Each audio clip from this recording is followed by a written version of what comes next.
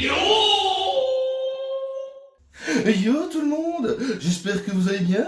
Bienvenue sur ma chaîne, Zrix, pour vous servir. Nous allons parler aujourd'hui des lectures du mois de juillet. Ça va être différent de mes achats, hein. J'ai profité de mes congés pour essayer de me mettre à jour sur plusieurs séries, mais trop de retard, ça s'est pas passé. Donc, j'ai lu ce que j'ai pu lire, hein, avec les enfants et tout, hein, qui dans les pattes, hein. Les enfants sont formidables. On va passer à mes lectures du mois de juillet. Générique.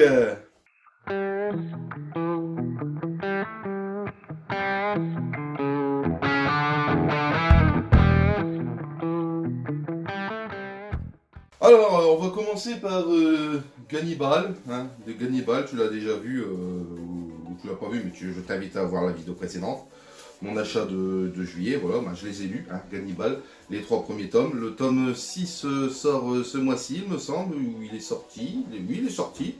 Je suis allé à mon Cultura et je ne l'ai pas trouvé. C'est une série difficile à choper. Hein. Voilà, Gannibal. Alors, bon, je vais pas te faire un petit résumé, hein, vu que je t'ai déjà un peu raconté dans la vidéo précédente. Mais Gannibal, c'est de la balle. Manga suivant. Blitz, scénarisé par Cédric Bisquet. Hein. Oui, j'ai des notes juste en dessous pour tout te dire. Voilà. Scénarisé par Cédric Bisquet et supervisé par Garry Kasparov. Voilà. Donc c'est un manga sur les mangas, un manga sur les échecs, un manga sur les mangas. Ça existe des mangas sur les mangas, Bakuman, hein. Bakuman, Hitman, que j'aimerais bien commencer. Hein. Alors, c'est un manga sur des échecs, voilà, le dessin est très joli, alors, dessiné par Daitaro Nishihara, voilà, hein, le dessin est très sympathique, hein, voilà, je te laisse admirer, il est très joli, hein, je vais pas te spoiler, mais il n'est pas non plus extraordinaire, hein, j'ai déjà vu mieux ailleurs, hein, mais oh, le prince Albert de Monaco. Je t'ai spoilé, je t'ai spoilé, bim, ça. Alors sinon, très bon manga, c'est une collab entre le Japon et Monaco, hein. Tu comprends très bien, hein, voilà, et franchement, j'adore, hein. Plus simple, j'aime bien, voilà, vivement le tome 5, mais le tome 5, par contre, la parution, c'est assez long, la parution, hein. C'est tous les 3 mois, hein, ou un truc comme ça, donc voilà. Manga suivant. Alors, là je me suis régalé. J'ai essayé de rattraper mon retard sur Prisonnier Riku. Donc j'ai lu le tome 4, 5, 6, 7, 8, 9. Prisonnier Riku. Tu connais pas Prisonnier Riku? Tu connais pas Prisonnier Riku? Alors Prisonnier Riku, que je t'explique un petit peu. Donc le héros principal s'appelle... Voilà, t'as compris. Et en fait il se retrouve en prison. Alors ça se passe un peu dans un petit Tokyo un peu futuriste. Il y a une météorite qui s'est plantée, hein, en plein dans le Japon, ça s'est planté. Et en fait, ça a scindé la civilisation en deux. Alors on a mis tous les gens riches d'un côté et tous les gens pauvres de l'autre. Et les gens pauvres, ils sont enfermés dans une sorte de dôme en verre, voilà. Et dedans, c'est un massacre, hein, ils s'entretuent et tout, hein, et ceux qui sont pas gentils, hein, les méchants, la police, ils les arrête, hein, comme dans la vraie vie, et ils les emmènent dans une prison qui se situe sur une île, un peu comme à la Alcatraz. Et cette prison, c'est dur cette prison, hein, c'est les plus grands criminels, hein, c'est pas bien, hein, donc c'est une prison de break. Hein. Donc le petit Riku, il se retrouve en prison malgré lui, hein, tout comme d'hab, il est innocent, puis il se passe une cacouille, hein, au début de l'histoire, et il se retrouve en prison, et il mange sévère. Oh, le pauvre petit, il en prend plein la gueule. Ah oui, c'est d'une violence. Il en prend plein la gueule, puis il se fait des copains. Enfin, il se fait pas des copains tout de suite, hein, il se fait des copains fragiles, mais en fait, il est déterminé, Riku, pour se venger. Car il se passe quelque chose au début du manga, et il voudrait se venger d'une personne qui l'a mis en prison. Donc, à force de détermination, il se fait des amis de plus en plus forts. Et là où j'en suis arrivé, jusqu'au tome 9, il essaye d'élaborer avec un ami un plan d'évasion, quoi. Il veut pas rester là, quoi, une prison. En même temps, tu ferais un manga sur quelqu'un qui veut rester en prison, ça serait pas intéressant. Donc voilà, là jusqu'au tome 9, ils sont en train d'élaborer un petit plan pour s'évader. Hein. Donc ils repèrent les lieux, ils font les rondes des gardes et tout, voilà. Hein, ouais, voilà. Donc Donc je me suis régalé avec ces 6 tomes de Prisonnier Rigour. Voilà. Manga suivant. Tokyo Revenger. Tokyo Revenger, c'est de la balle, c'est de la boulette. Je t'en ai parlé dans mes achats vite fait, hein, il me semble. Je n'ai pas fait de résumé. Non. Tokyo Revenger. On va suivre l'histoire de Takemichi. On peut appeler aussi Takemichi par moment, en fonction qu'on est intime ou pas avec lui. Donc Takemichi, voilà, il a 26 ans, il travaille dans un vidéoclub. Et il apprend dans les journaux que son ex-petite amie est morte suite à un affrontement de gang, ou enfin rapport avec un gang. Donc il est un peu déprimé pour sa journée, ça lui a un peu sniqué sa journée. Et en rentrant chez lui, il prend le métro, hein, comme tous les petits Tokyoïtes. Hein. Oui, on a des Tokyoïtes. Hein. Et puis, c'est vraiment la journée de merde. Il y a quelqu'un qui le pousse sur la rame. Et là, il va se faire percuter, il va claquer et tout. Et alors, en fait, il pense voir sa vie défiler devant ses yeux. Et en fait, non, pas du tout. Il fait un voyage temporel. Il remonte 12 ans dans le passé. 2 ans dans le passé, oui, c'est un manga, c'est une fiction. Hein, ne sautez pas. Ne sautez pas dans les rails, enfin, vous avez compris, ne vous mettez pas sur les rails, quoi, ça va pas marcher forcément. Hein. Enfin, ça n'a pas été avéré scientifiquement, mais je pense que ça ne va pas fonctionner quand même. Donc voilà, alors bref, il remonte 12 ans dans le passé, et là il retrouve sa copine et tout, et il fait je peux peut-être changer les événements du passé, quoi, pour sauver ma petite amie. Voilà. Donc il change des événements, hein, il prend contact avec les gangs, enfin bref, ça se passe pas très bien non plus, parce que c'est une brêle. Et il se fait défoncer la gamelle. Oui, la gamelle, il se fait défoncer la gamelle, oui. Il trouve aussi un moyen de remonter dans le présent, 12 ans dans le présent. Donc je te laisse découvrir par toi-même comment tout ça se passe, mais en fait, le pitch, c'est qu'il bascule du présent au passé avec le gang pour essayer de sauver son ami. Hein. Et il se passe des trucs, l'effet papillon, hein, comme quoi. Hein. Donc tout ne se passe aussi pas si bien que prévu malgré qu'il connaît les événements, parce que chaque fois qu'il déploie, chaque fois qu'il change un événement, il s'en produit un autre et ça va pas forcément mieux. Donc voilà. Donc c'est une histoire là, hein, voilà, hein. Je pense que je t'ai un peu résumé. Voilà, 6 tomes. Il y en a actuellement 13 de sortie, j'attends le 14e. Manga suivant. Spy Family Tome 4. Spy Family Tome 4. Alors, est-ce que tu connais Spy Family Tome 4? Non. Bon, je vais te faire un petit résumé parce que je t'aime bien. Donc, Spy Family Tome 4, c'est un espion. Et pour une mission, il doit se créer une famille. Donc il fait les petites annonces et tout, hein, puis il se trouve une petite femme, mais il s'avère que cette petite femme est une tueuse à gages. Donc déjà oui, et puis après ils ont besoin aussi pour fonder une petite famille, parce qu'il doit infiltrer une école, ou en fait pour une mission il doit avoir des informations sur le directeur de l'école, enfin je sais plus trop. Tu découvriras par toi-même hein, si ça te plaît. Donc je vais essayer de te le vendre quand même. Donc il doit se trouver également une petite fille. Et il trouve une petite fille, genre dans un orphelinat, il me semble. Cette petite fille aussi a des capacités à lire dans les pensées en fait. Donc ça fait une famille un peu space, mais personne ne sait qui a quoi, qui fait quoi, ni machin. La femme ne sait pas que c'est un espion, l'espion ne sait pas que sa femme est une tueuse. Seule la petite fille a compris que c'est un espion et une tueuse vu qu'elle lit dans les pensées, donc elle comprend et tout. Voilà, t'as compris le pitch de départ, voilà. Donc bref, celui-là, je l'ai lu, le tome 4, on est arrivé, comme tu le vois, il y a un petit chien. Donc une famille, qu'est-ce qu'elle a besoin souvent? Pour faire une belle petite famille, elle a besoin d'un petit chien. Donc ils s'en vont dans une petite boutique animalière pour trouver un petit chien. Et le petit chien a des capacités aussi. Je ne vous en dis pas plus, vous découvrirez par vous-même. Mais franchement, c'est un régal. Donc Spy Family, je vous le conseille fortement, car c'est très très bien. Et le dessin est très très beau. J'adore le dessin. C'est très bien dessiné, une bonne dynamique, des beaux traits de crayon. C'est très bien dessiné, c'est très bien amené. Voilà, il y a du suspense, il y a tout dedans. Je te le conseille fortement. Manga suivant. Tome 29, My Hero Academia.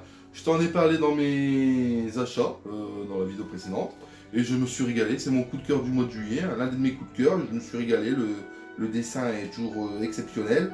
Des combats de mieux en mieux, et c'est de plus en plus sombre, et c'est du sale. ça remonte, hein, voilà, hein, je t'en ai déjà parlé, donc, manga suivant. One Piece, tome 42, 43, 44, 45. Alors là, je me suis régalé, c'est la saga Water 7, l'arc Enies Lobby, hein, la mission c'est de sauver Nico Robin. Nico Robin. Tu connais One Piece, je pense, oui. Hein, je vais pas te faire le machin, et voilà, hein, du One Piece, du très très bon, hein, le dessin, je me régale. C'est une merveille pour les yeux, voilà. Hein, voilà. Manga suivant. Valkyrie Apocalypse, tome 8. Bon, je t'en ai déjà parlé, hein. Oui, alors là, nous avons Shiva versus je ne sais plus qui il s'appelle. Hein. Le combat va seulement commencer, il me semble, à la fin. Oui, voilà. Hein, oui. Donc voilà, tome 8 de Valkyrie Apocalypse, un régal. Je te conseille la série Netflix, hein, un régal là-dessus. Voilà. Hein. Je t'en ai déjà parlé juste avant, je vais pas t'en reparler ici. Ah, non, ça va être con. Manga suivant. Samurai 8. Alors, Samurai 8, alors pour tout te dire, je les ai eus à Noël par ma belle-sœur. Hein. Elle me les a offerts gentiment, les 5 tomes, parce que c'est une intégrale, parce que le manga s'est arrêté. Pourquoi il s'est arrêté? Parce que ça marchait pas trop, ça n'a pas trop fonctionné. Alors j'étais très curieux de le lire et je voulais savoir pourquoi ce manga écrit par Kishimoto, parce que c'est écrit par Kishimoto et illustré par Akira Okubo, oui, j'ai bien prononcé, Samurai 8, Samurai 8, j'ai dit Samurai 8 juste avant, c'est Samurai 8, hein. Auto compris, hein, oh. Alors Samurai 8, pourquoi ça n'a pas fonctionné au Japon? C'est quoi l'histoire de Samurai 8? Alors Samurai 8, et pas 8, ça oui ou 8, ça, bah, tu le lis comme tu veux, hein, je ne suis pas là pour juger. Non, ce n'est pas bien de juger. Bon. Samurai 8, alors c'est quoi l'histoire? La galaxie est au bout de sa vie, ça va claquer. Et il y a une seule chose pour sauver la galaxie, c'est de trouver la boîte de Pandore. Et cette boîte de Pandore, seuls des samouraïs peuvent la trouver, il me semble. Et il faut 7 clés pour ouvrir cette boîte de Pandore. Donc, ça, c'est le truc de départ. C'est qui s'en occupe? Bah, c'est des samouraïs. Et les samouraïs, en fait, ils vont de planète en planète. Bah, ils voyagent dans des vaisseaux spatiaux. Bah, tu vois, rien qu'à t'expliquer le truc de départ, c'est compliqué comparé à Naruto. Naruto, c'est un ninja, c'est un orphelin. Puis il va lui arriver des aventures, et puis il va courir après un copain disparu et tout. Enfin bref, tu vois Naruto. Tandis que là, c'est compliqué dès le départ. C'est lourd. Quand j'ai fini le tome 1, c'était fatigant, tu vois, il y avait trop d'informations dès le départ. Donc les samouraïs, la planète, boîte de Pandore, ils ont des... comment dire, pas des haltères, des... Ils sont accompagnés d'animaux... mi-virtuel, mi-arme, c'est très lourd à assimiler l'histoire de base. Et dans ce tome-là, il se passe plein de trucs. Hein. Le gamin, c'est un gamer handicapé, on va dire, et par la force des choses, il se retrouve samouraï avec des pouvoirs et tout. Et il fait la rencontre d'un autre garçon qui est dans le même truc que lui, tu vas voir plus tard sûrement, il y a des problèmes et tout, cet enfant. Et puis il y a des attaques dans le village, et puis en tant que samouraï, bah, il va essayer d'aider tout le monde. Voilà. Bah, ouais, voilà, hein, Samurai 8, c'est très sympa, les dessins sont très très beaux, mais le scénario, alors les dessins c'est très très beau, mais très très chargé aussi. Hein. Non, j'ai apprécié, mais je comprends pourquoi ça n'a pas fonctionné. Voilà. Et je me demande comment ça finit en 5 tomes, c'est ça qui me fait peur. J'espère qu'il y a quand même une sorte de fin, quoi, parce que si ça finit sur un truc, ça va être con, quoi. Donc voilà, Samurai 8. Je vous conseille pas plus que ça, à vous de faire comme moi, vous y allez. Manga suivant. Ah, alors ça, Blue Lock, je les ai achetés le mois dernier et je me suis régalé. Alors Blue Lock, est-ce que vous voulez la petite pitch? Oui, donc c'est un petit pitch de Blue Lock. Alors, je bougeais, oh là là, dis donc. Alors Blue Lock, c'est l'histoire d'un jeune garçon qui va se retrouver dans un programme sportif Parce que en 2018, le Japon n'a pas gagné la Coupe du Monde. Oui, désolé, je vous ai spoilé ça, là, oui, effectivement, c'est triste pour le Japon. Et en fait, ils se regroupent, hein, le comité du Japon de football se regroupe et font ça va pas, faut trouver une solution. Nous, on veut gagner quoi, en 2022, on veut gagner. Donc on va créer un programme qui s'appelle le Blue Lock. Et dedans, on va pas faire comme tout le monde, on va pas former une équipe, la meilleure équipe du monde. On va essayer de trouver le meilleur attaquant possible. La bête, il faut trouver un tueur. Parce qu'ils ont remarqué que dans les autres clubs, ce qui fait gagner les autres équipes, c'est généralement un grand joueur. Enfin, ils en ont déduit ça. Hein. Donc c'est pas vrai, mais bon, c'était pour le scénario. Donc le programme Blue Lock va former le meilleur attaquant de l'histoire du Japon.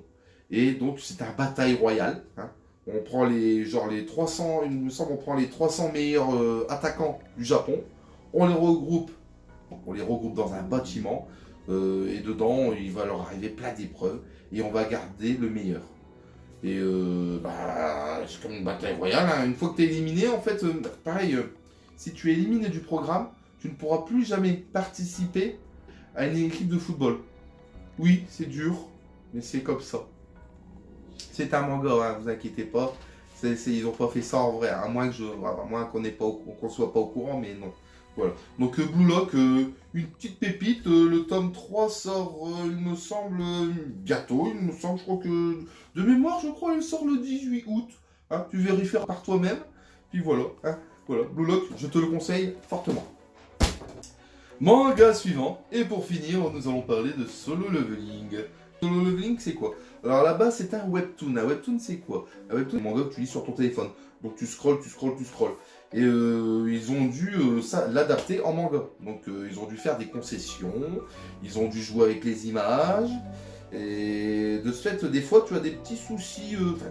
C'est parce que je pinaille. Hein, je vais essayer de te trouver un petit truc pour t'expliquer. En fait, tu as des images un peu floues. Parce que soit c'était trop grand, soit c'était trop petit. Ils ont dû l'adapter. Comprends-tu? Comprends? Mais c'est vraiment, c'est pour pinailler, hein, c'est juste, l'histoire elle est super bien. Alors ça raconte quoi Solo Leveling? Qu'est-ce que ça raconte? Est-ce que tu veux que je te raconte? Tu veux savoir c'est quoi? Donc alors la Terre est en galère, parce qu'il y a des portails qui apparaissent un peu partout sur la planète. Des portails, hein? Mais bon de Dieu, qu'est-ce qui se passe des portails? Oui, ça se passe pas en Belgique, ça se passe en Japon. Donc il y a des portails qui arrivent sur Terre avec des monstres, et bien entendu, la race humaine développe des pouvoirs pour affronter ces monstres. Et comme tout, c'est une sorte de jeu vidéo, ils sont classés par rang, hein. Donc t'as genre des magiciens, des soigneurs, tu vois quoi. Et là on suit l'histoire de Jinwoo qui est de rang E. En fait, c'est nul à chier. Jinwoo, c'est une cata. Il a fait plusieurs missions, à chaque fois il finit dernier. Et c'est la galère, alors il prend des missions de rang E. À un moment il se retrouve genre dans une mission de rang D, et il fait oh, bon bah, c'est un peu plus risqué, mais pareil, j'ai besoin d'argent pour vivre aussi. Donc quand tu fais des portails, tu gagnes de l'argent en fait, voilà, tu comprends.